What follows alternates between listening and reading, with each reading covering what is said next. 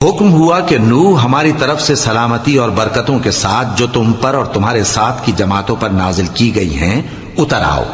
اور کچھ اور جماعتیں ہوں گی جن کو ہم دنیا کے فوائد سے بہرہ مند کریں گے، پھر ان کو ہماری طرف سے عذاب علیم پہنچے گا۔ یہ حالات غیب کی خبروں میں سے ہیں جو ہم تمہاری طرف بھیجتے ہیں، اور اس سے پہلے نہ تم ہی ان کو جانتے تھے اور نہ تمہاری قوم ہی ان سے واقف تھی، تو صبر کرو کہ انجام پرہیزگاروں ہی کا بھلا ہے۔ اور ہم نے قوم عاد کی طرف ان کے بھائی ہود کو بھیجا، انہوں نے کہا اے میری قوم، اللہ ہی کی عبادت کرو، اس کے سوا تمہارا کوئی معبود نہیں،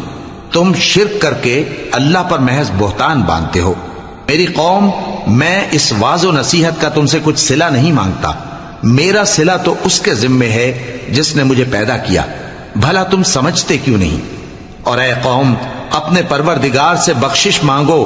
پھر اس کے آگے توبہ کرو، وہ تم پر آسمان سے موسلا دھار بارش برسائے گا اور تمہاری طاقت پر طاقت بڑھائے گا، اور دیکھو گناہگار بن کر روگردانی نہ کرو۔ وہ بولے ہود، تم ہمارے پاس کوئی دلیل ظاہر نہیں لائے، اور ہم صرف تمہارے کہنے سے نہ اپنے معبودوں کو چھوڑنے والے ہیں اور نہ تم پر ایمان لانے والے ہیں۔ ہم تو یہ سمجھتے ہیں کہ ہمارے کسی معبود نے تمہیں تکلیف پہنچا کر دیوانہ کر دیا ہے۔ انہوں نے کہا کہ میں اللہ کو گواہ کرتا ہوں اور تم بھی گواہ رہو کہ جن کو تم اللہ کا شریک بناتے ہو میں ان سے بیزار ہوں،